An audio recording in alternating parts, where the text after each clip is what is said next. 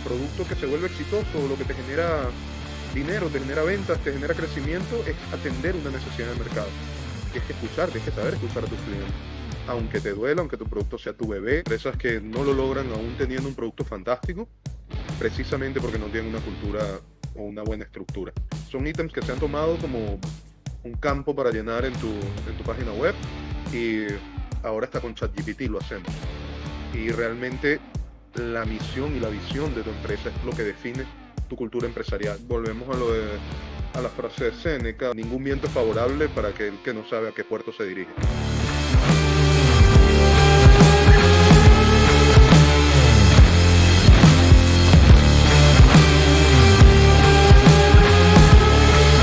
Ok, por acá tengo un pensamiento que te quiero leer y quiero escuchar tu interpretación. Dice, el éxito de una empresa no se basa solo en su producto, sino en su cultura organizacional. De Tony C, creo que se pronuncia así. ¿Qué te parece? Mira, la verdad es que estoy totalmente de acuerdo y de hecho hay N cantidad de historias sobre empresas que no lo logran aún teniendo un producto fantástico, precisamente porque no tienen una cultura o una buena estructura. Justamente creo que ayer compartí en mis redes sociales un post sobre cómo la misión y visión de tu empresa la está matando. Y es porque estos ítems, y estoy cansado de verlo en consultorías, incluso conversando con amigos, son ítems que se han tomado como un campo para llenar en tu página web. Es algo que te está pidiendo el que te está haciendo la página y ahora está con ChatGPT lo hacemos. Y realmente la misión y la visión de tu empresa es lo que define tu cultura empresarial, tu norte, tu, todo lo que va a ser tu forma de accionar a lo largo de todo este proceso. Entonces, si tú no tienes claro lo que es o cómo desarrollar tu empresa y hacia dónde desarrollarla, es bien difícil que pues logres construirla. Y te voy a replicar con una frase de Séneca, que está muy de moda, que dice que ningún viento es favorable para aquel que no sabe a qué puerto se dirige. O sea, Mejor dicho, va más o menos en imposible. la misma Mejor línea. dicho, posible. Me encanta ese pensamiento estoico y 100% de acuerdo, 100% de acuerdo. Vamos a darle un poquito de contexto a la audiencia que nos ve.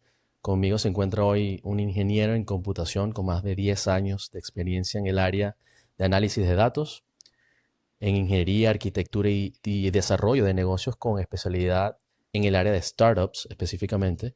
Ayuda a empresas a desarrollar sus estructuras corporativas y a trazar estrategias incorporando elementos financieros, tecnológicos y humanos. Conmigo, mi gran amigo y hermano, Gabriel Biunitsky. ¿Cómo estás, hermano? Gracias por venir hoy. Excelente, gracias a ti por invitarme. Eh, Gracias por esa presentación y bueno, espero que podamos sacar algo útil para el público que nos Claro que sí. escucha y que nos sigue, algo valioso. Estoy seguro que sí. Si arrancamos on fire, me encanta porque arrancamos en el tema como es debido. Ven acá, Gabriel, cuéntame algo. Dentro de tu ramo, lo que es el tema de estructuración de corporaciones que pasan de una startup a algo más grande, debe haber algún tipo de tabú, algo que la gente siempre piensa que es de una manera y resulta que es totalmente lo opuesto. ¿Qué polémica hay por ahí que nos puedas compartir?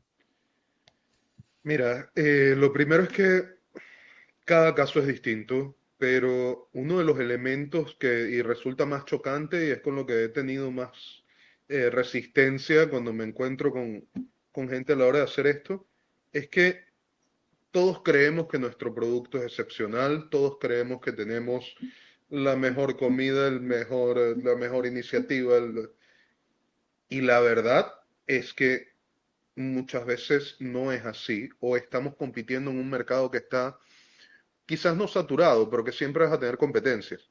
Entonces, tus elementos diferenciadores muchas veces no son los que tú esperas. Hay mucha gente digamos, usemos el ejemplo de los restaurantes, de los locales de comida, que han tenido mucho movimiento últimamente. La gente suele pensar, es que yo preparo la mejor hamburguesa, el mejor sushi, y eso es suficiente. Y la verdad es que rara vez lo es. Cuando tú ves una empresa como McDonald's, por trillada que esté, McDonald's no está ni cerca de ser la mejor hamburguesa en ningún país del mundo.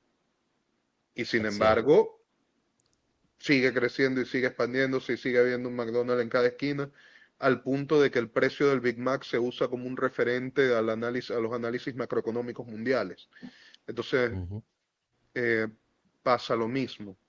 De hecho, tengo Sí. una anécdota de un amigo que él quería abrir un restaurante, una arepera específicamente, una venta de arepas de lechería en Venezuela. Y la cultura de lechería en Caracas, en Venezuela en general, de un restaurante de arepas es prácticamente un lugar de comida rápida, que su público objetivo era la gente que estaba saliendo de las discotecas después de la medianoche y te vendían una arepa a un precio económico, full de sumamente grande, muy rellena, tenías el mesón con todos los rellenos, tú escogías y te daban una cuestión, una cantidad de comida enorme por un precio bastante llevadero. Cuando él me dice dónde quiere poner su restaurante, es en una zona de comida rápida y me dice que quiere traer el concepto de arepas gourmet. Yo le digo, chamo, no, mira, primero no estás en un lugar gourmet, o sea, no estás en un lugar llamativo. Segundo, por lo menos en Venezuela, en donde tú estás, nadie nunca en su vida ha dicho, quiero comerme algo gourmet, me provoca una arepa. La arepa es de la comida nuestra, de todos los días, la que hacía nuestra mamá, la abuela, todo. Entonces, busca más bien cómo optimizar tus costos, cómo hacerlo más atractivo, pon afuera de tu lugar unas parrilleras, una cuestión, que llame al público y olvídate no, pero es que yo tengo una receta que incluye alcaparras bebé y esto y lo otro. Eso no es lo que la gente está buscando. Cuando alguien quiere algo gourmet, va a un restaurante primero mucho más bonito, en un lugar mucho más bonito, y normalmente busca comida extranjera, porque es lo que en cualquier país la comida extranjera uno espera que sea más cara porque es lo exótico, es lo raro. Ujú. Entonces, esa cuestión es lo que afecta muchísimo a la hora de uno analizar una empresa. Y lo otro es, la mayoría de las personas no tiene clara ni siquiera sus propias finanzas personales, el manejo de sus finanzas personales, y quieren tratar una empresa de la misma forma que tratan sus finanzas personales, y en muchos casos, como que la empresa fuera parte de mis finanzas personales. Es decir, toda la plata que está Ujú. entrando, esa plata es mía. Claro. Y cambiarle la mentalidad a la gente, que se dé cuenta que la empresa es un ente independiente, o sea, es como que tú estés tratando con una tercera persona, que cada vez que yo Mm. voy a sacar dinero de allí, yo tengo que tomar en cuenta que me está haciendo un préstamo. O sea, es como que yo le Ujú. pidiera un préstamo a un amigo. O sea, esa empresa no es mía, es un individuo independiente. Y tiene que tener su manejo de finanzas y tienes que rastrear hasta el último centavito que estás invirtiendo, sobre todo cuando se trata de cuestiones de alimentos, que hay mermas, hay N cantidad de factores que analizar. Ujú. Entonces, esas son algunas de las cosas, el cambio de mentalidad que hay que hacerle a la gente a la hora de emprender un proyecto, que es hasta lo más difícil. Ujú. Amén de, bueno, dependiendo del mercado en el que tú estés trabajando, adaptarte a ciertas condiciones o vicisitudes de los mercados. Tengo muchos clientes o trabajo con mucha gente que está en Venezuela y se dice que el que triunfa en Nueva York puede triunfar en cualquier lugar del mundo, porque, bueno, la cantidad de dinero, los montos que se maneja y la competitividad que hay en Nueva York es enorme, pero yo considero que a la vez Venezuela o la economía de Venezuela es en este punto de la historia algo así como la mecánica cuántica a la física tradicional. Todo el mundo tiene una teoría, nadie sabe realmente qué está pasando ahí abajo. No hay una fórmula, no hay una forma de saber qué va a pasar mañana, qué decreto va a salir, qué problema internacional va a salir, qué Mm. problema interno va a pasar, qué va a pasar con los diferenciales cambiarios. Entonces te obliga a ser muy creativo y Ujú. a tener estructuras muy ágiles, muy poco rígidas, que cuando trabajas con mercados como el europeo, como el americano, que son un poco más lentos a la hora de, no lento en temas de cuánto dinero se mueve o de actividad económica, sino que cuando en Estados Unidos, por ejemplo, en Europa y países como Japón ni se diga, cuando va a entrar en vigencia un cambio legal, tarda primero que sea propuesto, que sea debatido en el Congreso, que sea aprobado. Normalmente cuando se aprueba tienes un periodo de gracia de unos 3 meses. Apenas se aprueba ya está disponible la distribución para cualquier contador o cualquiera que lo pueda leer, se puede familiarizar con ello. Mientras que en mercados como el latinoamericano, y especialmente el venezolano, el presidente toma un decreto y ya el lunes está en vigencia. Y bueno, Claro. cada quien que va Eh, a eh, ver. eh, cambia muy rápido ese punto de vista. Sabes que de todo lo que dijiste hay varias cosas que me resonaron. Primero lo del tema del costo de la arepa, porque en Miami no llegó esa resolución, ¿oíste? Aquí la comida venezolana es increíblemente costosa. Y bueno, será que como es importada, pues pasa, ¿no? Lo que pasa en Venezuela cuando llega la comida italiana, cuando llega la comida mediterránea, pues eso se percibe más gourmet. Aquí los restaurantes no es que son gourmet necesariamente, pero sí la comida está ahí competitiva, así que no le ha llegado esa información a los venezolanos de acá.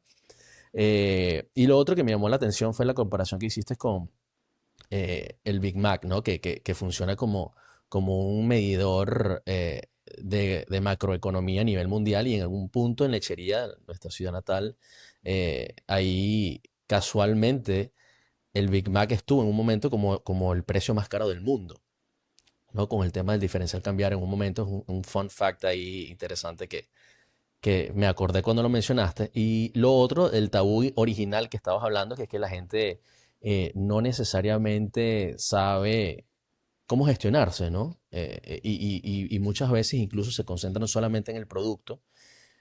Y yo particularmente, yo le tengo un nombre a eso, porque de verdad que yo siempre lo veo mucho con mis clientes también, y yo le digo el mal del emprendedor. Y le digo el mal del emprendedor, especialmente a nosotros, los ingenieros, nos pasa porque nos pasamos mucho tiempo tratando de perfeccionar el producto, lo cual está bien hasta cierto punto, pero de otro lado es como que, bueno, pero es que quien va a dictar hacia dónde tenemos que ir es el cliente. Y tenemos que escuchar al cliente y tenemos que escuchar al mercado. Entonces nos enamoramos mucho de las cualidades del producto y se nos hace difícil avanzar. Así que me gustó ese comienzo, Gabriel. Estuvo de alto impacto. Estuvo bueno. Es que, de hecho, fíjate, pasa algo, yo creo que por lo menos en materia de tecnología, una de las empresas más elitescas que hay en su enfoque es Oracle. Ujú. Y pasan, de hecho, tú ves Oracle en los productos Oracle que son sumamente caros sumamente costosos con respecto a sus similares, pero están dirigidos a un nicho de mercado muy específico que necesita ese nivel de calidad, de seguridad, de procesamiento, de todo. Y hay algo interesante con la historia de Oracle. En una entrevista a Larry Ellison, el fundador, le dice, él está contando que cuando Oracle llegó, si mal no recuerdo, a 5.000 millones de dólares en valuación, la empresa estaba estancada. No crecía, no crecía, seguía el flujo de clientes, seguía el flujo de caja, pero la empresa pasó más de un año que no llegó a ese techo y no se movía de allí. Y él, buscando un consultor, una cuestión, buscando, hablando con amigos, con otros expertos, le, le dieron luces sobre el hecho de que, bueno, lo que pasa es que el equipo con el que tú estás trabajando sabe trabajar con una empresa con bajo capital. Mm. Eh, Quizás suena absurdo, pero en temas de bolsa americana, 5.000 millones de dólares es lo que se llama un microcap. Es una empresa diminuta. Ellos son muy buenos llevándolo de 0 a 5.000 millones de dólares. El problema está que ya llegaste a 5.000 millones de dólares y este grupo de directivos no están familiarizados con eso. Entonces él le tocó, él dice, fue una decisión difícil, remuneró muy bien a esta gente que estuvo con él desde el principio, pero les tocó cambiarlo por gente que supiera cómo llevar el barco hasta el siguiente puerto. El tema con esto, y lo dice él mismo, él dice, yo sé que si mañana la empresa vuelve a bajar o baja a 4.999.999 dólares, yo tengo que despedir a toda esta gente y traerme a aquellos otra vez. Porque esta gente escucha 5.000 millones de dólares y dice que estamos en quiebra. O sea, no es, y es de nuevo, no es que uno esté bien, otro esté mal, es que son capacidades distintas, visiones distintas para etapas distintas de la empresa. Claro. Y lo otro que tú dices que pasa es que como yo dediqué tanto tiempo a mi producto, yo estoy tan enamorado de mi producto que yo tengo ciertos sesgos cognitivos. Y he visto gente, cantidad de gente que se pone a pelear con los clientes defendiendo su producto. Y Mm, mira, lamentablemente no es así. El producto que se vuelve exitoso, lo que te genera dinero, te genera ventas, te genera crecimiento, es atender una necesidad de mercado. Tienes que escuchar, tienes que saber escuchar a tus clientes. Aunque te mm, duela, aunque tu producto sea tu bebé, aunque hayas dedicado 10.000 horas y todos tus ahorros y como le pasa a muchos empresarios, hasta tu familia, porque te terminaste divorciando, porque pasabas más tiempo en la oficina que en la casa, pero tienes que escuchar el mercado. claro, sin duda. Mira, y yo te voy a decir algo, no es fácil. No es fácil porque todo el que ha hecho un negocio ha pasado por ahí. Yo ciertamente he pasado por ahí en muchas ocasiones en que, oye, tú le pones tanto tiempo y tanto esfuerzo a tu negocio y que viene alguien de afuera y te dice no es así, es complicado. Eh, Sin embargo, yo creo que debe haber un nivel de tolerancia, ¿no? Es como que, bueno, ok, sí es verdad, tú conoces tu negocio, pero la otra persona también conoce su negocio o conoce su necesidad, que es lo que tú estabas diciendo. Entonces tenemos que tener un poquito de tener ese oído, ¿no? Ahí abierto para dejar que entre cierta información sin dejar que también nos congele o nos paralice, ¿no? Es como que, bueno, Claro. siempre tú vas a tener una siguiente oportunidad para mejorar, para iterar, pero si no escuchas por lo menos una crítica que realmente sea razonable, una crítica que te permita construir, eh, no vas a avanzar, ¿no? No vas a adaptarte y no vas a agarrar quizás una cuota de mercado que está desatendida. Así que sí creo que es bastante importante ese consejo. Ahora te pregunto una cosa, Gabriel, ¿de dónde salió todo este ímpetu para ayudar a empresas? ¿De dónde salió esta necesidad o esta pasión que tienes para ayudar? ¿De dónde? Háblanos un poquito de tu historia. Bueno, mira, yéndonos muy atrás, yo soy un matemático puro, no digamos frustrado, porque lo he seguido estudiando de forma autodidacta, pero por cosas de la vida no lo pude estudiar a nivel universitario. Me fui por ingeniería en computación, que es lo que más se le parecía, lo que estaba en mi ciudad natal, donde la universidad que pude asistir. Y siempre me gustó más la parte científica, la parte de análisis, de estructuración, de todo, que realmente la parte de codificación, que es muy raro porque la mayoría de los ingenieros lo que les gustaba era programar y echar código y más nada. Eh, Salgo de cuando yo termino la universidad, ya estaba empezando en Venezuela los primeros indicios de la situación económica, de la debacle económico que vendría después, 2012, 2013. Eh, y consigo mi primer trabajo por allá, a eso del 2015, con una empresa de bienes raíces que estaba en Miami, mi primer trabajo serio, a distancia. Y empecé, siendo sincero, empecé como asistente virtual.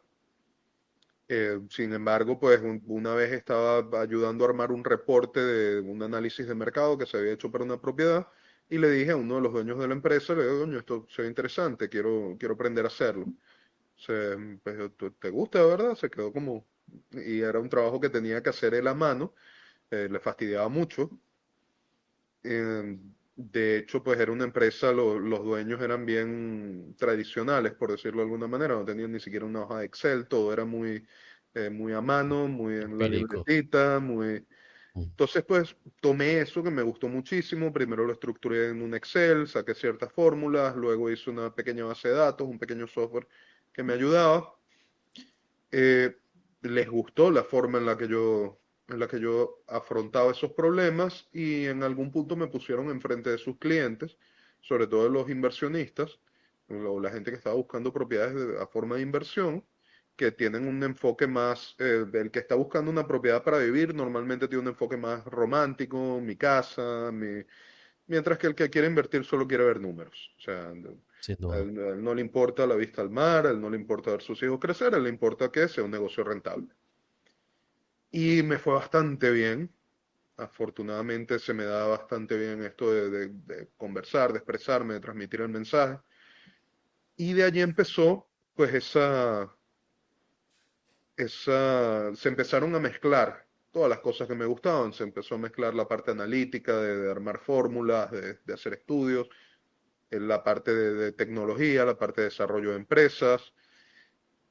Tiempo después, uno de los dueños me dice, mira, yo quiero poner en Venezuela una cuestión de asistentes virtuales, pero no tengo, o sea, necesito a alguien que esté allá.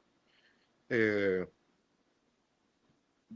Tú quieres hacerlo, quieres enfrentarlo, te vamos a pagar comisiones, te vamos a todo lo demás. Por supuesto, acepté. Y pues la empresa fue creciendo, nos fue bastante bien en un principio, después las cuestiones acá con el tema sanciones, todo eso, los dueños decidieron asegurar su dinero y pues cerraron la empresa. Eh, Y bueno, de ahí en adelante empecé a trabajar, a asesorar empresas, trabajando como dueño de producto, gerente de producto, y hasta llegar al punto de desarrollarme sí, desarrollarme hacia el área de desarrollo de negocios, buscando captación de clientes, expansión, todo esto. Y pues la verdad es que es algo que me encanta, es algo que puedo estar estudiando, leyendo, viendo todo el día y dije, pues aquí está, ¿cómo se llama? Creo que es Yokoi Kenji, que dice que cuando en el diagrama de Venn combinas lo que eres bueno con lo que te gusta, con lo que le hace falta al mundo, es donde consigues tu propósito. Y yo dije, bueno, acá está el mío. El Ichigai, creo que se llama. Ichigai, algo Eh, así creo que se llama. Ikigai es la cuestión, Ikigai. Es que es justamente el diagrama de Venn donde se une en tu propósito, pues. Que por cierto, hace poco leí que eso fue una interpretación, de hecho, errónea, como que eso fue alguien que lo hizo desde un punto de vista de marketing y la cosa caló. Pero bueno, independientemente si se tergiversó o no, me parece que es increíble y da en el punto aquí. Y qué buena historia, ¿no? Qué buena historia que a través de una experiencia personal fue creciendo hasta un punto que utilizaste las herramientas que ya tenías como ingeniero y tu propio ímpetu personal para darle algo al mundo, a tus clientes, que es básicamente guiarlos en todo el tema de la estructuración. Ahora cuéntame algo, Gabriel. ¿Quién es tu público ideal? O sea, ¿quién necesita de tus consejos? ¿Quién es esa persona que, oye, con tu ayuda de verdad va a lograr escalar a una siguiente etapa? Mira, en este punto, cualquier empresa, cualquier pequeña y mediana empresa que necesite pasar por un proceso de estructuración, porque, ¿qué pasa? El determinante o lo que determina que una empresa es pequeña, mediana, grande, es la cantidad de dinero que genera al año o la facturación anual que tiene. Sin embargo, no hay nada que te diga cuál es la estructura, o sea, una empresa estructurada de esta forma, con tantos departamentos, con tantos empleados. Algunas métricas utilizan la cantidad de empleados, pero eso no es dentro del esquema completo, no es lo que te dice de verdad si una empresa es grande o pequeña o está bien organizada. Hay empresas muy pequeñas en cuanto a cantidad de personal, son dos, tres personas que tienen una rentabilidad muchísimo mayor que otras que tienen 80 empleados, Ujú, porque sus procesos están bien estructurados, porque tienen objetivos definidos, porque tienen muchas cosas claras que esta otra empresa mucho más grande, aparentemente mucho más grande, no tiene. Entonces, ujú, ese es mi público, estas empresas que necesitan esta estructuración, que necesitan incorporar elementos tecnológicos o aprovechar las tecnologías que están disponibles para potenciar sus marcas, que es una cuestión como conversábamos un poco antes de empezar. eh, Estamos en un momento histórico fantástico.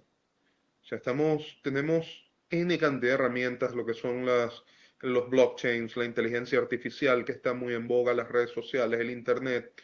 Tenemos tanto que nos permite hacer negocios en literalmente cualquier lugar del mundo. O sea, yo hago 2 clics ahora mismo y puedo ver noticias de la Bolsa de Valores de China. ujú. Y mucha gente no lo usa, no le saca provecho o no ve ni siquiera la relación que hay entre lo que está haciendo y cómo, y estas herramientas. Mucha gente dice, bueno, pero es que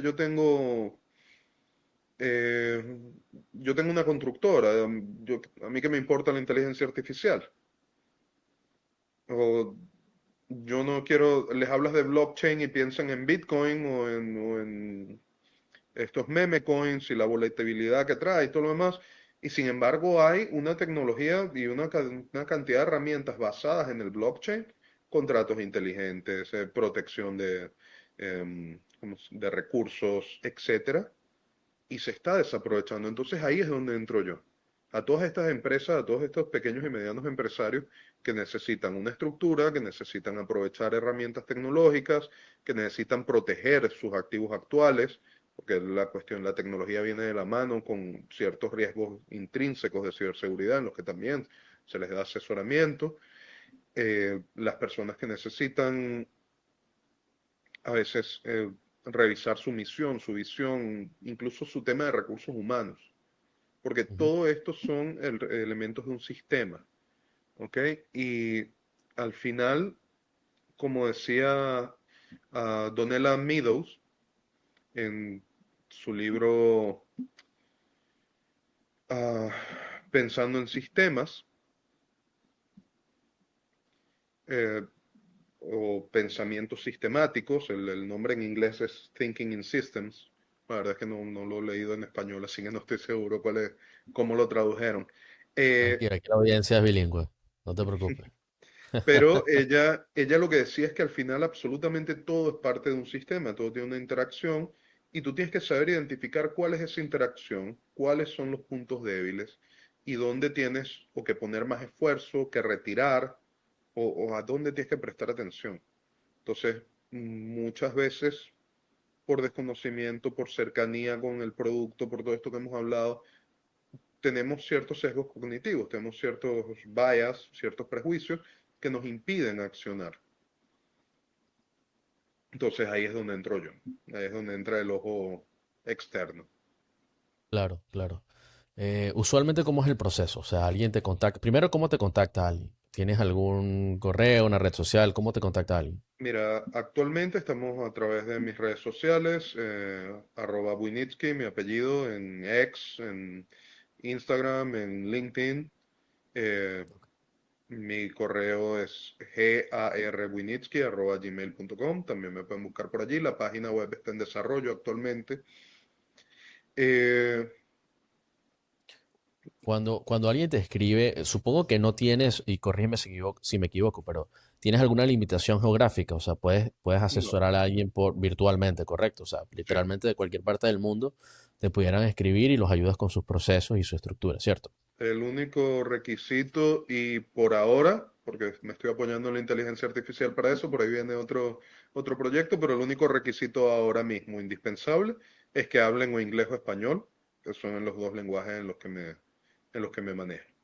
Eh, Perfecto. Más adelante tendré avatars que hablen en varios idiomas y pues allí hacemos Estoy otra seguro de que integración. sí. Estoy seguro de que sí. Hasta que llegue ese momento, cuéntame, si alguien te contacta, ¿cómo es ese proceso? ¿Tú los guías? ¿Qué es lo que exactamente les arreglas? ¿Cómo funciona esa asesoría, por lo menos al principio? Mira, lo primero es una entrevista con la junta directiva. Me gusta hacer las entrevistas de forma independiente, o sea, uno por uno. De ser posible, si el equipo no es muy grande, me gusta entrevistar a todo el equipo, tratando de obtener, dejándolos conversar, escuchándolos. Muchas veces, y he visto muchos consultores o muchos auditores que van con una actitud casi inquisidora, con una pregunta que yo creo que es hasta contraproducente cuando le dicen al cliente, ¿cuál es tu mayor problema? O sea, es algo que hasta te pone como a la defensiva. O las respuestas que te dan rara vez son significativas. Muchas veces obtienes respuestas como, no hay clientes, ¿ah? La plata no alcanza, los empleados no sirven. Mm, Y son cuestiones que tú dices, bueno, esto es muy subjetivo. De ahí empiezo a ver primero, pues obviamente se hace un análisis de todo lo que es la estructura financiera de la empresa, eh, reviso las hojas contables, dónde se está yendo el dinero, dónde está, cuánto estás gastando, en qué estás gastando, qué también estás llevando el control de tus gastos. Y muchas veces esto es fundamental. Me he encontrado con empresas que cuando revisas llevan un control de ingresos, eh, el control de o los egresos, que es la forma más básica de contabilidad, ingresos versus egresos, te dicen una cosa y cuando vas a ver las cuentas bancarias te dice otra. La cuenta está, tienes, qué sé yo, entraron $100.000, según sus registros contables salieron 50.000, pero en la cuenta bancaria no hay nada. Entonces, bueno, ya va, que está pasando algo. O sea, algo no me está reflejando. Entonces ahí empiezas a indagar por esa área. Entonces, son, como mencioné, de entrada son dos, tres análisis distintos. El primero es estructural, el segundo es a nivel humano y el tercero es a nivel contable o a nivel financiero, ¿dónde está tu dinero? Y pues ya de ahí empezamos a deshojar la margarita, identificar los puntos de dolor, empezamos, seguimos los procesos de entrevista hacia donde corresponden, de ser posible hacemos actividades de seguimiento donde pasamos un par de días, un par de semanas con los gerentes, con los vendedores, con los asistentes, viendo cómo es su dinámica. De ser posible, ahorita muchas empresas utilizan canales como Slack, como Discord, entonces tener acceso a esos chats donde uno puede ver, mira, cómo es la dinámica del día a día, los correos, los words de Jira, y pues de ahí tener mucho ojo crítico, y un poco de experiencia, un poco de conocimiento. Una vez identificados estos puntos de dolor, bueno, vamos a ver dónde podemos realmente tomar acciones, porque a veces hay puntos de dolor que son necesarios. Eh, Quizás tengo un producto que me está comprometiendo la rentabilidad, pero no puedo hacer nada porque no es el producto que me trae más clientes, me trae más vistas. Mm. eh, a raíz de ese producto puedo vender otros. Entonces, bueno, vamos a ver cómo estructuramos toda nuestra estrategia en función de que la gente viene por esto, pero vamos a venderle esto otro, que es lo que de verdad nos está generando dinero. Eh, Me he topado con empresas que por ser empresas familiares tienen empleados o personal que tiene toda la vida con ellos y no los quieren, lamentablemente son relaciones tóxicas de las que debería salir y no quieren tomar esa decisión. Eh, y bueno, me salté quizás la parte más importante, o una de las partes más importantes para mí, para cualquiera que quiera hacer este trabajo de consultoría, que es un primer assessment, donde Ujú. trato de entender si el dueño de la empresa de verdad quiere ayuda o de verdad puede ser ayudado. Porque volviendo a lo que hablábamos ahorita y poniendo el ejemplo de este negocio de las arepas o muchos otros negocios, hay mucha gente que tú le llegas y le dices, bueno, mira, aquí está tu problema. Y a veces es muy fácil identificarlo. No, es que yo no puedo hacer eso porque Mm. tal cosa. Ah, bueno, ¿qué? Entonces vamos a comprometer. No, no, no, es que yo no puedo. Ok, bueno, vamos a revisar tu estructura de costos. No, eso no se puede tocar. Ok, bueno, vamos a pasar 3 meses sin tocarlo, el dinero, haciendo una reinversión del 100% del capital para poder... No, no, no, porque es que yo me compré una lancha y ahora necesito de este dinero para mantenerla. Entonces, bueno, lamentablemente aquí no hay nada que hacer. Y Claro. ahí es cuando uno como consultor o como tiene que también tener la madurez de decir, mira, lamentablemente yo no puedo hacer nada acá porque quizás vas a agarrar el trabajo y lo vas a cobrar, pero primero que son horas y energía que estás desgastando en algo que ya tú sabes que no va a llegar a nada. Y segundo, y esto es algo importantísimo como marca, porque al final todos somos una empresa, si yo acepto un trabajo de alguien que yo sé que no lo va a aplicar, que yo veo que no va a tener resultados, que no va a tener beneficios, eso está en mi currículum también. Entonces, cuando yo hable, o primero esta persona que probablemente no sea capaz de asumir responsabilidades va a decir, no, yo contraté a Gabriel, pero eso perdí esos reales, perdí esa plata, Claro. porque no me sirvió nada. O Ujú. gente va a pasar por ahí, te vio, a lo mejor lo publicitaste en tus redes sociales, y va a decir, bueno, pero el negocio quebró, o está en vías de Mm. quebrar. Entonces, ¿de qué me estás hablando? Y la verdad es que yo mismo desconfío mucho de alguien que me dice, no, es que esta persona que no sirvió por esto, por esto, por... Uno tiene que ser responsable, tiene que ser maduro. Si tú sabes que es un terreno estéril, no trates de sembrar allí. Claro. Yo creo que depende mucho de lo que tú hablabas, ¿no? Y por eso el tema del assessment, porque depende mucho de las condiciones de la persona y de su trayectoria. Obviamente no siempre yo como consultor también estoy muy claro de que no hay clientes de clientes y hay personas que no se quieren dejar ayudar o que tienen ciertos prejuicios, ¿no? Pero más allá de lo problemático que pueda ser uno o dos clientes, creo que nosotros debemos tomarnos de la razón por la cual empezamos esto en primer lugar, que es realmente ayudar, ¿no? Ayudar, buscar opciones, bien, tanto desde el punto de vista humano y tener la empatía de que van a haber más personas que necesitan de nuestra ayuda, como desde el punto de vista sistemático también, porque como ingeniero, como persona que está viendo las oportunidades, tú dices, bueno, siempre hay oportunidades de crecimiento y al final, si eso es lo que te apasiona, siempre vas a poder encontrar un terreno fértil y siempre vas a tener donde como que colaborar, ¿no? Y dar esa chispa, un poquito de esa chispa que te identifique y eso que te permite a ti ser quien eres y desarrollar tus talentos, que es básicamente ayudando a gente, ¿no? Sí, por supuesto. Pero bueno, es esto, volvemos a lo de, a la frase de Séneca, y pongo otro ejemplo curioso, una cliente que tuve, una de mis primeras clientes, eh, ella estaba en Miami, una señora puertorriqueña. Ella todos los meses renovaba el servicio, era de los clientes que mejor pagaba, que siempre estaba allí, y todos los meses se quejaba de algo. O sea, y al principio, y claro, cuando uno está empezando, sobre todo, sientes que tienes la testosterona o las reacciones a flor de piel, pero bueno, gracias a Dios me daba la experiencia para respirar profundo, para decir, bueno, vamos a escucharla.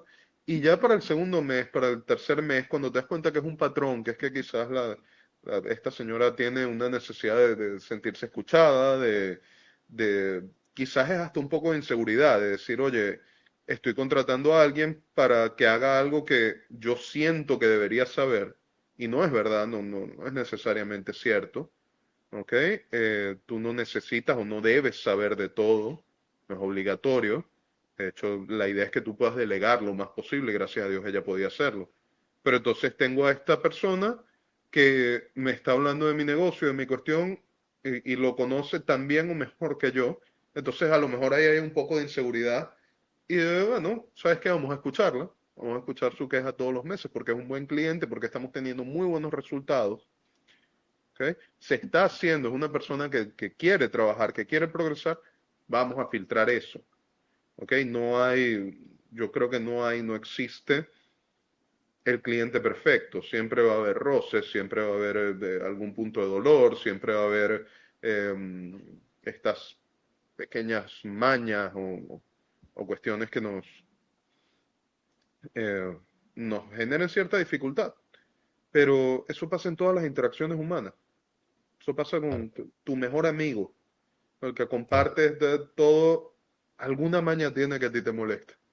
Entonces, claro. también es como tú dices, uno tiene que ser flexible porque mira, esto es lo que me gusta, está dando resultados, estamos creciendo. Ahora, cuando yo me consigo, y esto es algo ya de ética personal, primero, una persona que quiere o que está actuando o buscando actuar de mala fe, los caminos verdes, todo esto yo normalmente me alejo. Yo creo mucho en aquello de como tú hagas algo, lo haces todo. Entonces, si le está buscando la vuelta, quizás no pagarle a los empleados, a los proveedores, hacerse el loco con algunas cuestiones, tirar algo, probablemente intente lo mismo contigo y con tu empresa. No estás exento de eso. Y segundo, yo particularmente no quiero que mi marca personal sea asociada a ese tipo de personas o de actividades. Y la otra es la gente que para todo problema tiene una solución. Digo, para Toda toda solución tiene un solución problema. tiene un problema. Eh, Me Claro. pasó esto no era un cliente, era un amigo, durante justamente la etapa más fea de la crisis económica de Venezuela, donde no se conseguía absolutamente nada, que él tenía un negocio y yo cada vez que hablaba con él, o intercambiábamos ideas, no, todo está mal, todo se está yendo al demonio, voy a cerrar todo, que se lleven el local, que se lleven, que hagan lo que les dé la gana. Entonces, coño, pero mira, ya va, vamos a hacer esto, vamos a buscar qué estrategia podemos tomar, qué productos puedes vender, cómo puedes, sabes, aguantar la pela, tienes el locales propios, afortunadamente este tenía o tiene un buen patrimonio propio que no dependía exclusivamente del negocio, era una fuente adicional de ingreso y por supuesto que pega, pero él podía defenderse. Ok, pasa el peor periodo, ya están llegando productos a Venezuela, ya el gobierno sincera el tema del dólar, permite usar el dólar como referencia.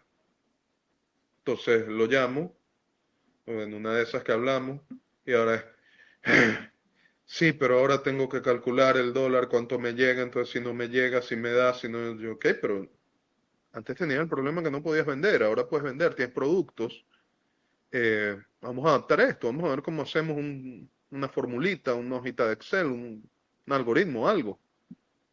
Bueno, sí, pasa el tiempo, mejora aún más, el gobierno libera los impuestos para las importaciones de alimentos, empieza la economía a moverse, se empieza a reconocer los pagos en divisa, etcétera.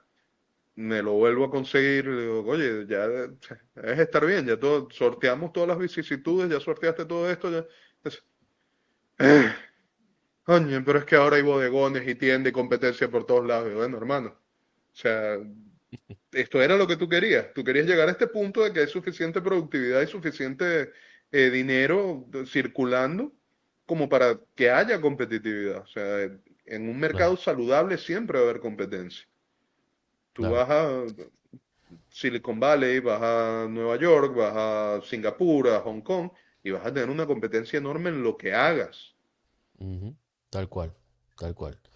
Ahora, obviamente, todos estos escenarios son con personas que son un poquito negativas. Vamos a cambiar un poquito la energía y vamos a verlo ahora en pro a las personas que realmente quieren mejorar, que son muchas, ¿no? Hay muchas personas, muchos dueños de negocio que sí están tratando día a día de mejorar, de hacer algo para que sus negocios estén más estables, para que estén sólidos, para que su equipo funcione mejor. Eh, ¿cómo, ¿Cómo es una situación ideal para ti? O sea, una persona te contrata, tuvieron la sesión exploratoria, ¿cómo avanzan a partir de allí? Una persona que de verdad quiere arreglar sus sistemas. Mira, lo primero es un proceso quizás de introspección, ¿ok? Yo no pretendo y ningún consultor o ningún asesor externo debería pretender llegar con una solución mágica o ser dueño de la verdad absoluta, ¿ok? Eh, Uno siempre tiene que estar trabajando con el cliente, con los dueños, con los gerentes.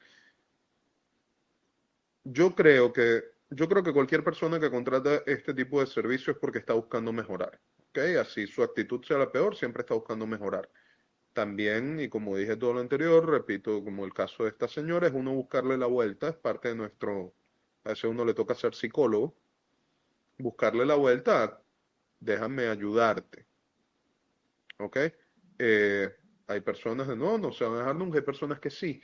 Y las personas que sí, la característica que tienen todos es que están dispuestos a revisar y a cuestionar sus propios métodos, todo lo que ya hicieron. Están dispuestos a tomar decisiones difíciles. ¿Ok? Muchas veces hay que reducir costos, hay que reducir quizás tu margen rentable. Por ejemplo, en una economía reprimida, tú tienes que, pues, no puedes tener la rentabilidad que vas a tener en una economía bollante o creciente. Ujú. A lo mejor tienes que cambiar lo que era la visión la visión original que tenías o el proyecto que tenías. A veces toca reconocer, mira, yo hice esto con toda la expectativa del mundo, y no tomé en consideración estas otras cosas o el mercado cambió por completo. Ok, ¿cómo lo ajustamos? Mira, me ha pasado he tenido clientes que, de nuevo usando el área de los alimentos, que construyeron un restaurante pretendiendo ser algo de muchísimo lujo, eh, y hubo un cambio en la dinámica de mercado que no le permite tener el flujo de clientes que esperaba. ¿Ok? Me dicen, mira, Gabo, aquí yo tengo todo el dinero, o sea, todo mi dinero está invertido acá. No puedo, si trato de vender la infraestructura, no voy ni siquiera a recuperar lo que invertí, muchísimo menos hablar de ganancia. Eh, entonces, este cliente está dispuesto, me ha pasado un par de restaurantes, que bueno, vamos a ver qué implementamos, podemos ofrecer menús ejecutivos, quizás platos menos elaborados, pero a un costo muchísimo más accesible que te mantenga lleno el restaurante. Y de esa gente, y bueno, vamos a buscar sacar rentabilidad, por ejemplo, en los refrescos, en los jugos, en los que son, muchas veces uno dice, bueno, pero esto es una tontería, ¿cómo le sacas dinero? Pero ahí viene la belleza del interés compuesto. Ahí viene, es más fácil vender 1000 productos a $1 que vender uno a 1000. Entonces, pues ahí vamos jugando con eso. Entonces, el cliente ideal es el que entiende estas dinámicas, estos cambios, el que está dispuesto a tener, a modificar el rumbo en función de lo que él quiere. Mira, tú vas a seguir teniendo tu restaurante. Vamos a seguir apostando a que en algún momento vamos a incluir en el menú. Es más, vamos a meter en el menú uno que otro plato deluxe, pero ahorita esto es lo que te va a mantener tu negocio. Y en un caso de una economía saludable, bueno, vamos a identificar realmente cuál es tu diferencial en el mercado, cuál es tu competencia, cuáles son tus ventajas, cuáles son tus debilidades, qué riesgos tiene tu empresa. Eh, Vamos a ver cómo podemos usar la tecnología, cómo podemos apalancarnos, cómo podemos venderte. Yo he visto personas o empresas que salen adelante cuando el CEO o el dueño o algún gerente se vuelve la imagen o vocero de la empresa porque era un producto delicado, quizás un tema médico, por ejemplo, unos consultores médicos, unas cuestiones de estas, y al tú ponerle una cara humana enfrente, pues se vuelve muchísimo más atractivo. Muchísimo, hay una conexión muchísimo más directa. La gente se puede identificar con estas personas o con esta. Ahora me identifico no con una empresa, sino con una persona o con una idea y puedo atacarlo. Entonces ahí está, ese es el cliente ideal que entiende que hay retos, que entiende que hay cambios que son necesarios y que está dispuesto a hacerlos y que entiende que es un proceso de ajuste de vamos midiendo. No me gusta usar el término o la frase ensayo y error porque suena como, bueno, vamos a estrellarnos y ahí vemos, pero sí hay que ir haciendo ajustes y a veces hay que devolverlo, a veces un poquito más acá y un poquito menos de esto, Claro. pero al final Dios está en los detalles. Yo había escuchado esa frase volteada, pero sí, te entiendo perfectamente. Y fíjate que hay muchas aristas, ¿no? Hay muchas aristas, hay muchas cosas en un negocio. Yo creo que es una de las cosas más difíciles que hacer, like, period. O sea, es una de las cosas más difíciles porque tienes tantas variables como que interactuar. O sea, tienes empleados, tienes pagos, tienes proveedores, tienes los clientes, tienes los competidores, tienes una serie de cosas que se te vienen encima que muchas veces es agobiante. Entonces, buscar apoyo en personas que puedan verlo con un ojo, quizás, como decías tú, desde afuera, una persona que no tenga quizás la presión encima de que, oye, esto tiene que funcionar porque sí, te ayuda a ver esos espacios que de otra manera se te haría bien difícil, ¿no? Entonces creo que por eso el rol del consultor se aprecia cuando se llega en esos momentos, especialmente cuando son negocios consolidados. Porque la realidad es que tú hablabas de las startups, una startup en su estado eh, de fundación, de concepción, yo siempre relaciono mucho las startups a empresas de tecnología, pero un emprendedor pequeño tiene muchas cosas que descifrar y muchas veces tienen que hacerlo ellos mismos porque tienen pocos recursos, tienen poco tiempo, o sea, ellos tienen que caminar ese camino del héroe, ¿no? Para llegar a un punto donde tenga un negocio estable. Pero una vez que un negocio esté estable, ahí es donde dice, ok, lo llevé hasta un punto donde sí de verdad tengo un negocio, donde está facturando, donde tengo cierta sostenibilidad.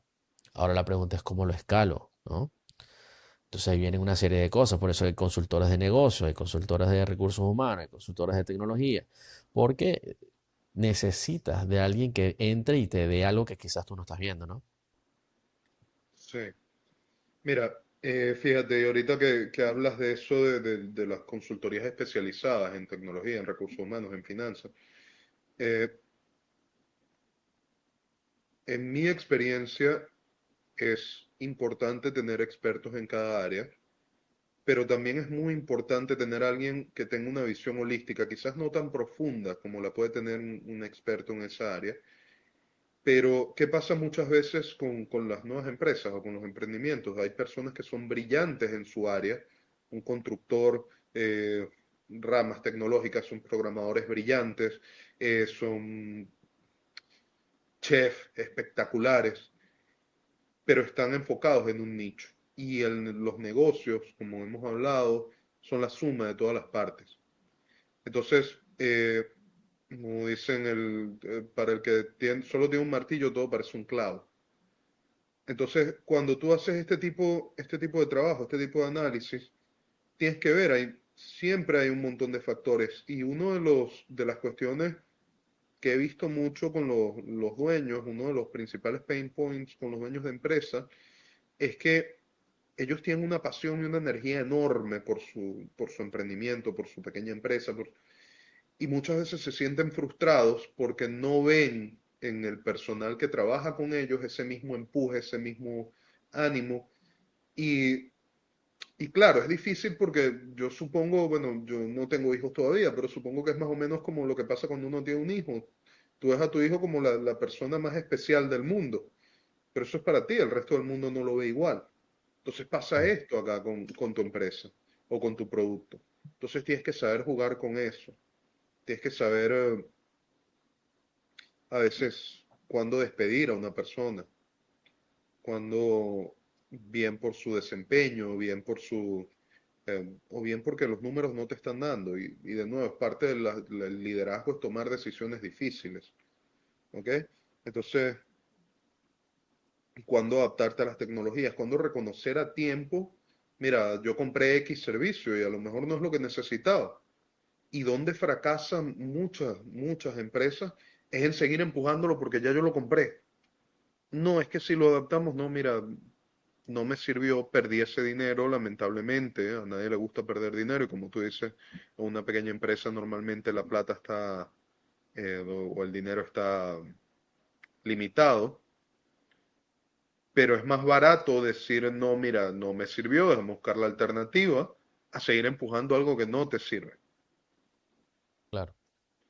Mm, afrontar también, y es algo, cuando los negocios son exitosos al principio, que ese es el caso ideal, pero muchas veces pasa y acá hago hasta mea culpa, en algún momento hice lo mismo y tuve que aprender a los golpes.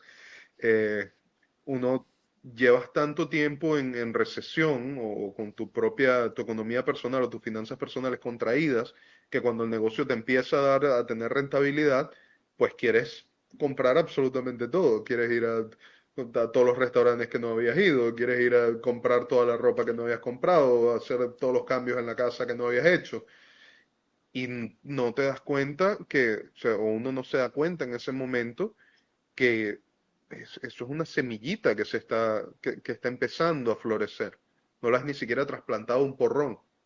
Entonces, Ujú. tienes que ser muy cuidadoso con eso, saber manejar ese ímpetu, esas ganas, para pues que llegue el momento donde pues, ok, ahora sí tenemos un árbol, ahora sí tenemos de dónde tomar. Los japoneses, por ejemplo, no sé si entrar en el mismo concepto de Ichigai, pero los japoneses tienen la mentalidad de comparan el desarrollo de una empresa con un niño. Entonces, los primeros 5 años es un bebé. Yo no le toco nada, más bien yo le doy, yo lo nutro, yo lo alimento, lo cuido todo. Ok, de 5 a 10 años ya es un niño, ya tengo que como que soltarlo un poquito, que experimente, que ok, ya tiene 10 años, ya es un ente más estable, más maduro, puede hablar, puede manifestar ciertas cosas. Vamos a los 20 años es que yo le digo, mira, hijo, invítame a comer, pues. Ya yo te llevé hasta acá, ya te gradué de la universidad, ahora sí. Claro, claro. Entonces, La cultura japonesa es una cultura de mucha tradición, ¿no? Y la empresa en Japón no es igual quizás en una empresa del occidente. Las empresas en Japón son generacionales. Y obviamente siempre hay empresas nuevas que llegan y cubren una cuota de mercado nuevo porque normalmente vienen con innovación. Pero si es una empresa, digamos, tradicional, por lo que he escuchado, porque no he ido a Japón, pero por lo que tengo entendido, es eso. Ven con espectros de tiempo mucho más amplios que quizás hacia el occidente. y, no, y la mayoría de las empresas tú las puedes rastrear hasta la época de los samuráis. Una Exactamente. cuestión increíble. Exactamente, exactamente. Mira, Gabriel, ¿y cómo estás actualmente captando clientes, ¿no? Porque eso también es un tema con la consultoría. Obviamente, me imagino que el boca a boca es súper importante. ¿Tienes algún otro esfuerzo actualmente para captar clientes?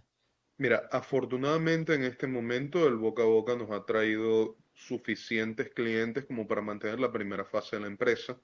Como te mencioné, estamos en proceso de desarrollo de la página web, de otras plataformas. Estamos dictando talleres. De hecho, el 29 tenemos un taller con Age Events, una empresa de promotores que tiene presencia en varios estados de Venezuela. Vamos a estar hablando sobre lo que son los procesos de venta, de captación de atención, sobre todo, porque al final es la intención del promotor. Eh, pero una vez que tengamos consolidada la primera fase, de nuevo acá eh, tengo que aplicar todo esto de predicar con el ejemplo. Una vez que tengamos captada la primera fase, pues vamos a empezar, siempre estamos activos en las redes sociales, en LinkedIn. Una vez vamos a empezar con campañas más agresivas de captación de clientes, ads, campaigns, todo esto, pero siempre buscando, o siempre con la intención de poder atenderlos a todos. Más allá de lo realmente importante o una de las cuestiones que yo tengo de como principio de centro, core value, es que yo debo ser capaz de a todos los clientes que yo decida o que yo acepte, darles la misma calidad de servicio, ofrecerles una solución eh, de alto nivel. No, no se trata, y es para mí es uno de los grandes pecados que puede cometer uno, es tomar clientes solo por tomarlos, solo por cobrar un ticket, solo por dar una solución genérica, ¿ok? Pero ver inflada una cuenta bancaria y para mí esto es un pecado mortal dentro de las empresas, por todo esto que estábamos hablando. Y primero, de nuevo, es parte de mi currículum, es parte de mi historial, va a ser las referencias que yo voy a tener. Y a mí me gusta particularmente que lo que lleve mi firma, pues que yo esté orgulloso de cómo se hizo. Claro, Entonces, claro. por eso a este momento no hemos expandido los procesos de captación. Esperamos para mediados de año sí estar ofreciendo un servicio mucho más amplio y poder atender a mayor cantidad de empresas. Perfecto, perfecto. Estos procesos, cuando ya captas un cliente, ¿no? Empiezan a trabajar juntos. ¿Cuánto tiempo toma aproximadamente llegar a un cierto punto donde sea aceptable el avance? Mira, va a depender realmente de las condiciones en las que esté, de lo que esté buscando el cliente. Normalmente es, eh, es curioso porque son como dos caras de una moneda. Cuando me llega una persona completamente nueva o que me dice, mira, Gabriel, yo tengo este producto, tengo este dinero para invertir, eh, ¿cómo hacemos? Allí es más fácil trazar una estrategia, pero requiere mayor seguimiento a lo largo del tiempo. Podríamos estar hablando de 6 meses, un año, a veces hasta más. Muchas veces, y también es parte del trabajo del consultor, uno tiene que enseñar a este cliente, muchas veces el cliente genera hasta cierto nivel de dependencia, por, precisamente por sentirse fuera de su área en algunas cosas. Cuando es una empresa que ya existe y que tiene pain points y que tiene puntos de dolor, el proceso de análisis suele ser más complicado porque tienes que meterle la lupa a un organismo ya existente, pero una vez que lo ubicas es mucho más rápido. Entonces, estamos hablando de periodos de 2 meses, 3 meses. Eh, de nuevo, va a depender, cada caso es un mundo. Entonces, Claro, decirte, no, mira, un mes, es falso y de hecho es algo que está muy de moda ahorita con redes sociales, con YouTube, con estas cuestiones. En 28 días le damos la vuelta a tu empresa, a tu vida, a tu matrimonio, a todo lo que tú quieras. 3 semanas. En 40 horas vas a saber todo lo que necesitas de negocio, de trading, y no es verdad. O sea, claro. cualquier persona que esté vendiendo eso te está vendiendo humo. Te va a repetir 3, 4 frases trilladas de un libro, te va a cobrar un monto altísimo y el valor que te está trayendo no es algo que tú no hayas podido sacar por tu cuenta. Claro, especialmente si te quieres ir tan profundo a arreglar tantos segmentos, porque, por ejemplo, si hay alguien que, por ejemplo, yo cuando voy a hacer una estrategia de ads súper definida, yo en el primer mes yo busco resultados, pero tiene que haber una serie de factores que se alineen, ¿no? O sea, tiene que tener un buen producto, tienen que saber grabar videos, o sea, tiene que calificar para yo saber que puedo garantizar eso, ¿no? Pero mientras más amplio se haga, pues obviamente necesitas tiempo, ¿no? Porque por lo menos si te toca entrevistar a toda la empresa, si tenga 15 empleados, cada quien tiene una historia, ¿no? Y para entender los procesos detrás de cada actividad que hace cada persona, pues te puede tomar una semana fácil por cada persona.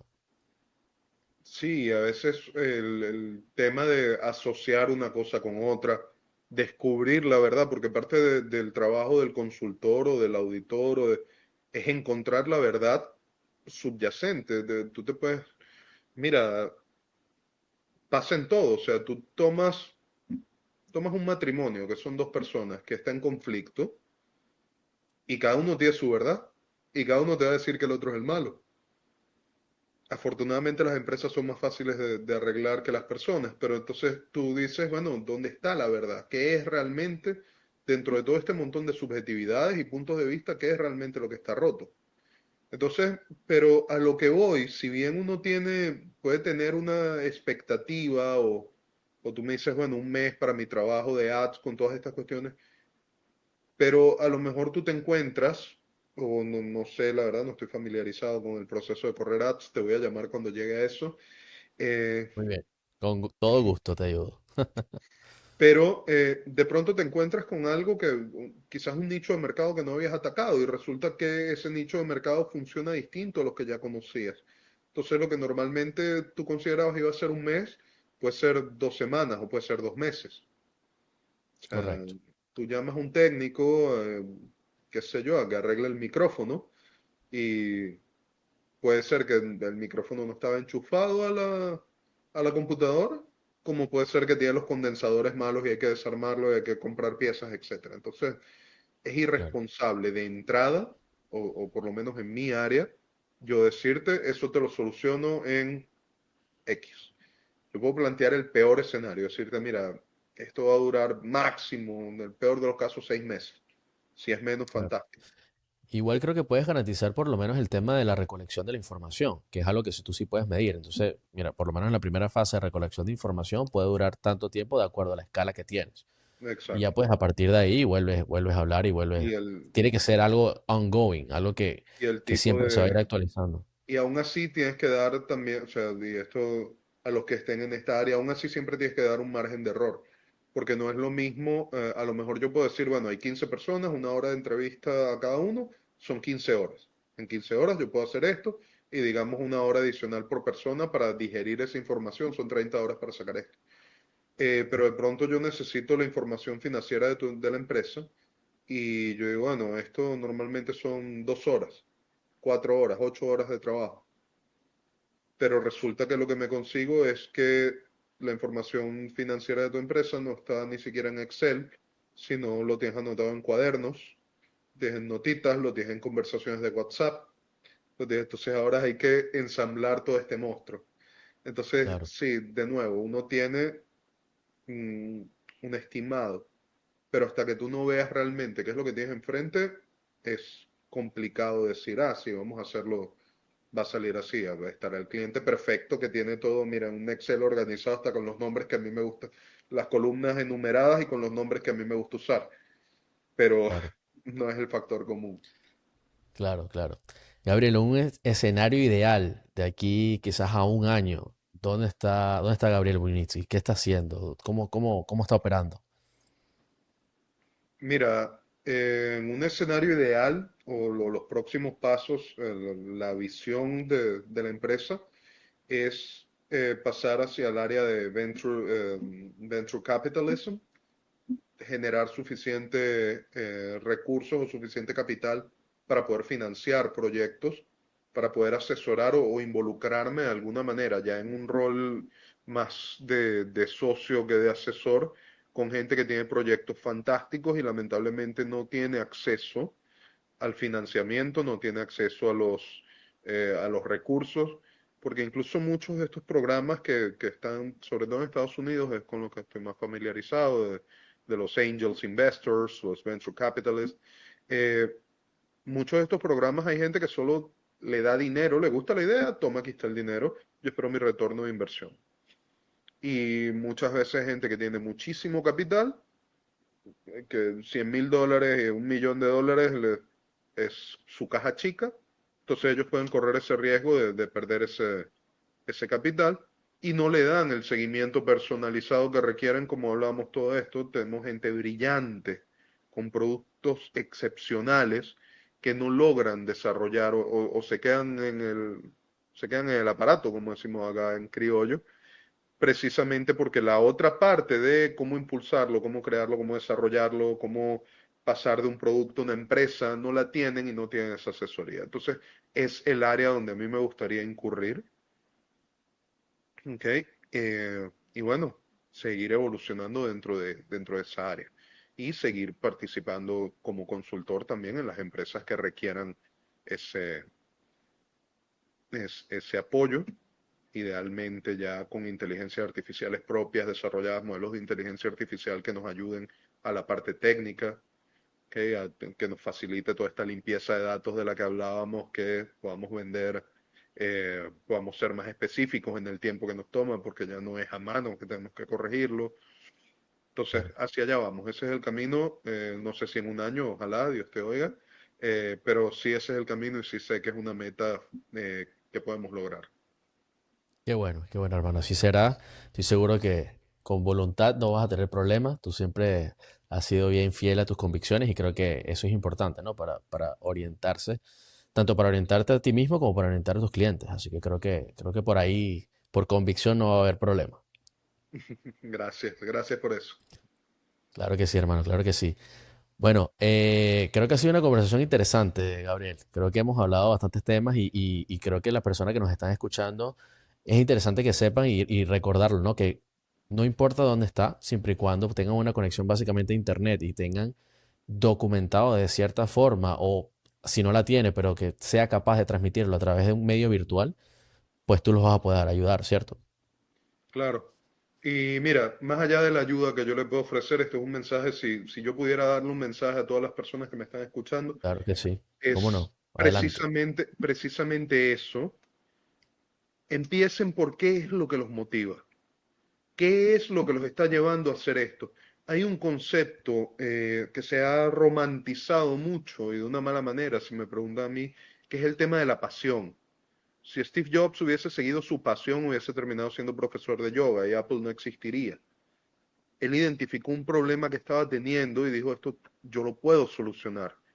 Y ahora que estoy persiguiendo este problema que podemos solucionar, que puede traer un beneficio gigante, que me puede mantener el resto de mi vida económicamente, porque más allá de toda esta filosofía que se nos ha vendido, el dinero es importante, lo necesitamos, es nuestro medio de subsistencia. Ahora que tengo esto, vamos a perseguirlo, vamos a poner mi energía, vamos a ponerle amor. ¿Ok? Y háganlo, no se paren por las limitaciones, no se metan el pie ustedes mismos. He visto mucha gente muy brillante. De hecho, es horrible, es aterrador la cantidad de gente brillante y talentosa que por falta de motivación, por falta de esa voluntad de perseguir o desarrollar su idea, se quedan en cuentos de habitación, en conversaciones de pasillo. Háganlo. Hoy por hoy estamos en el mejor momento del mundo para generar ganancias. Si mucha gente me dice, bueno, pero es que yo no puedo recibir pagos en dólares porque no tengo cuenta bancaria, pero usa Bitcoin, usa Ethereum, usa esta Binance, está CoinMarketCap, está... Hay muchas alternativas.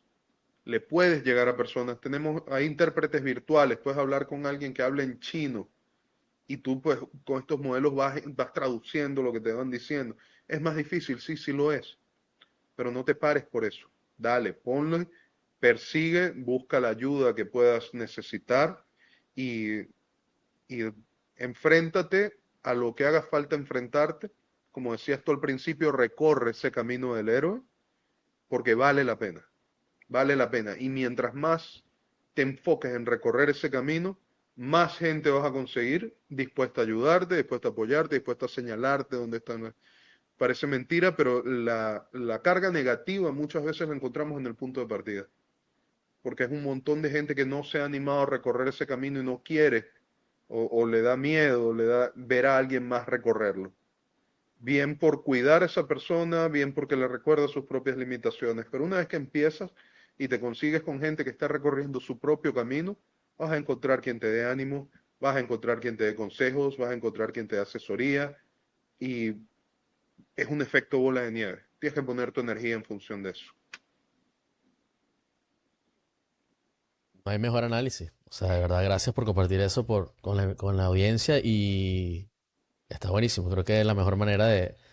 Ni siquiera voy a agregarle algo porque quedó perfecto. Que se atrevan a hacer Claro. las cosas y más nada, para adelante. Hermano, muchísimas gracias por aceptar la invitación.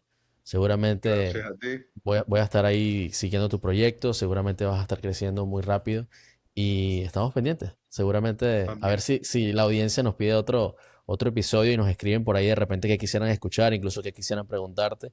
Siempre lo dejo por ahí a ver hacia dónde, que dirijan ellos también a dónde va el podcast. Así que, Con nada, gusto. una vez más, muchas gracias, hermano. Gracias a ti, José. Que tengas feliz noche. Hasta luego. Igual.